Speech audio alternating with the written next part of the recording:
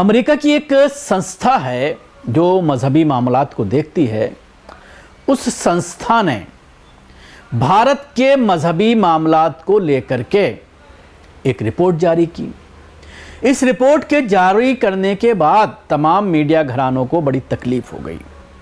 वो इस रिपोर्ट को लेकर के जिस तरह की हेडिंग्स लगा रहे हैं, उससे आप अंदाज़ा लगा सकते हैं कि बहुत ही परेशानी की स्थिति में है ये मीडिया चैनल्स, जो रोज़ाना मुसलमानों के ख़िलाफ़ जहर उगलते हैं, मुसलमानों के ख़िलाफ़ पूरा एक अभियान चलाते हैं, मुसलमानों को देशद्रोही घोषित करते हैं और उसके साथ ही हिंदूवादी संगठनों को उकसाने में इन मीडिया चैनल्स का भी बहुत बड़ा हाथ है। मुसलमानों के ख़िलाफ़ नफ़रत फैलाने में इन मीडिया घरानों का एक बहुत बड़ा हाथ है। आप इसकी हेडिंग देखिए। ABP न्यूज़ अपने ट्विटर पर जब लिखता है तो लिखता है कि अमेरिका ने धार्मिक स्वतंत्रता रिपोर्ट में भारत के खिलाफ उगला जहर कहा, मुसलमानों को पीटा गया, इबादत गाहों को तोड़ा गया। खबर जो बनाई गई पोर्टल पर, उसकी हेडिंग बनाई गई कि भारत में धार्मिक स्वतंत्रता की कथित गिरावट को लेकर अमेरिकी सरकार के आयोग ने रिपोर्ट जारी की, जिसमें वरिष्ठ नीति विशेषज्ञ सैम हसन ने लिखा कि भारत में धार्मिक अल्पसंख्यकों और उनके पूजा स्थलों पर हिंसक हमले होते हैं। धार्मिक अशांति फैलाने के लिए गलत जानकारी दी जाती है। इसके अलावा सबसे ज़्यादा चौंकाने वाली बात यह है कि रिपोर्ट में मुस्लिम वक्फ संशोधन बिल, गौ हत्या विरोधी कानून की बात भी की गई है। इन सब के चलते आयोग ने देश में धार्मिक भेदभाव लाने वाले देशों की लिस्ट में भारत को नामित करने का आग्रह किया है। USA की रिपोर्ट 100% सच है, इसे नकारा नहीं जा सकता। मैं ये दावे के साथ कह रहा हूं और मेरे पास ये ऐसे नहीं कह रहा हूं कि ये रिपोर्ट सच है, बल्कि इसके पीछे पिछले 3 महीनों में जो घटनाएं घटी हैं उनका लॉजिक है। और अब आपको समझ लेना चाहिए कि ये सोशल मीडिया का ज़माना है। कुछ भी आप ट्विटर पर डालते हैं तो पूरी दुनिया उसको देखती है और पूरी दुनिया की तरफ से उस पर रिएक्शन आता है। तो भारत में जिस तरह से, ख़ासतौर से लोकसभा रिजल्ट के बाद जिस तरह से मुसलमानों के ख़िलाफ़ नफ़रत बढ़ी है, मुसलमानों के ऊपर हमले हो रहे हैं, तमाम मसाजिदों को जिस तरह से अवैध बता करके अचानक हिंदूवादी संगठन पहुँचते हैं, हंगामा काटते हैं, पुलिस उनके खिलाफ कोई एक्शन नहीं लेती, उल्टा मस्जिद को शहीद कर दिया जाता है। मस्जिदों को गिराने के बाकायदा कोर्ट के ज़रिए ऑर्डर्स दिए जा रहे हैं। दिल्ली के आप ईदगाह को देख लीजिए, किस तरह से पूरी प्रॉपर्टी वक्फ की थी, लेकिन वक्फ चेयरमैन ना होने की वजह से दबाव बना करके LG रिपोर्ट लगवाते हैं उस प्रॉपर्टी को, जिसके पेपर ना तो DDA के पास हैं ना ही MCD के पास हैं, उसको मुसलमानों से छीन लिया जाता है, वक्फ प्रॉपर्टी ख़त्म कर दिया जाता है। बाकायदा हाई कोर्ट उसका ऑर्डर देता है और फिर वहाँ पर मूर्ति स्थापित कर दी जाती है।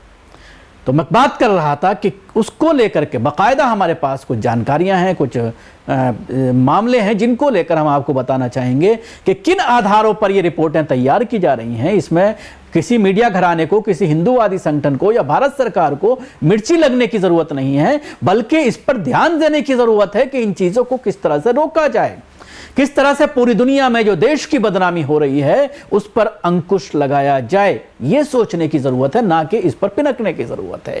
तो सबसे पहला कल ही का एक मामला मैं आपको बताता हूं कि उत्तराखंड में अवैध मस्जिद बता करके उसको गिरा दिया गया है और उसके बाकायदा सारे पेपर मुसलमानों के पास मौजूद थे।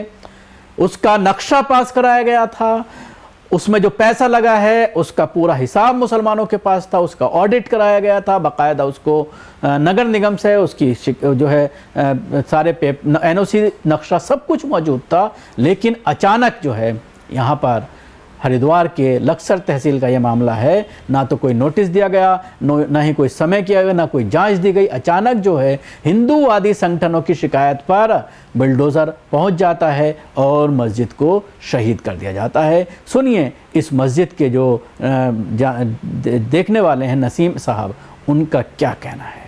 सब इनको हम दिखा रहे हैं, लेकिन हमारा कोई पत्र देखने के लिए भी तैयार नहीं है।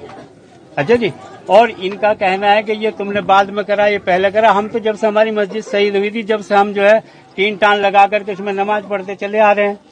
अब न जाने कौन आदमी इनको क्या कहता है और कैसे ये चले आते हैं, और हमारे पेपर नहीं देखते। सबसे बड़ी बात यह है, अगर हमारे पेपरों में कहीं त्रुटि है तो उसके लिए उसके लिए हम तैयार हैं। अगर कोई गलती है तो उसको हम देंगे। ये देखिए एसडीएम साहब का ऑर्डर है, अगर आप सब देख रहे हो। इसके अलावा कुछ और मामले, कुछ और घटनाएं मैं एबीपी न्यूज को बताना चाहूंगा जो इस तरह की हेडिंग लगा रहा है कि 28 सितंबर 2024 को भाजपा ने गुजरात के गिर सोमनाथ में 25 घरों, एक मस्जिद, एक मजार पर बुलडोजर चला दिया।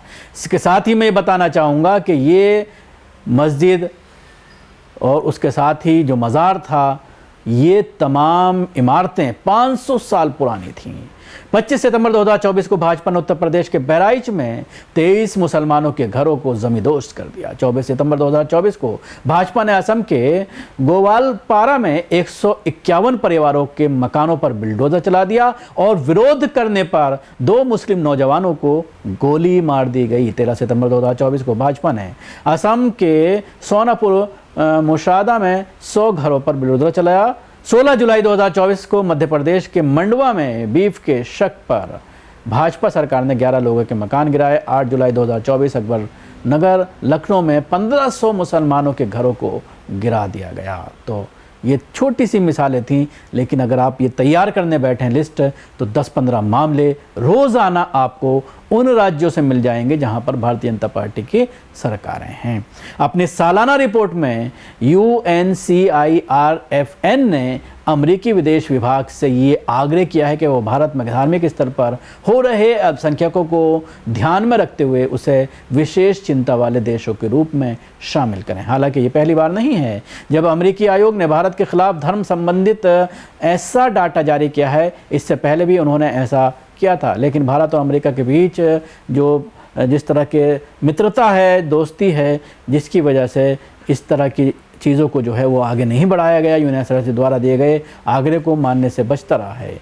UNCIRF ने धर्म संबंधित रिपोर्ट में जो बातें कही हैं वो मैं आपको बताना चाहूँगा। उन्होंने धर्म संबंधित रिपोर्ट में कहा है कि भारत में अपने आंतरिक मामलों में हस्तक्षेप करने वाले USCIRF के लोगों को देश का वीज़ा देने से इनकार किया है। इसके अलावा वहाँ धार्मिक नेताओं को मनमाने तरीके से गिरफ्तार कर लिया जाता है। धर्म के आधार पर घरों और मस्जिदों को निशाना बनाया जाता है। ऐसी घटनाएं साफ तौर पर धार्मिक स्वतंत्रता का गंभीर उल्लंघन करता है। दुनिया के कई देशों को लेकर US commission on international religious freedom यानी UNCIRF धर्म आधारित रिपोर्ट जारी करता है। वो इसके ज़रिए अन्य देशों पर दबाव बनाने की कोशिश करता है। इस रिपोर्ट पर भारत समेत कई अन्य भारतीय अमेरिकी समूह ने आरोप लगाया है कि आयोग देश को विश्व स्तर पर बदनाम करना चाहता है।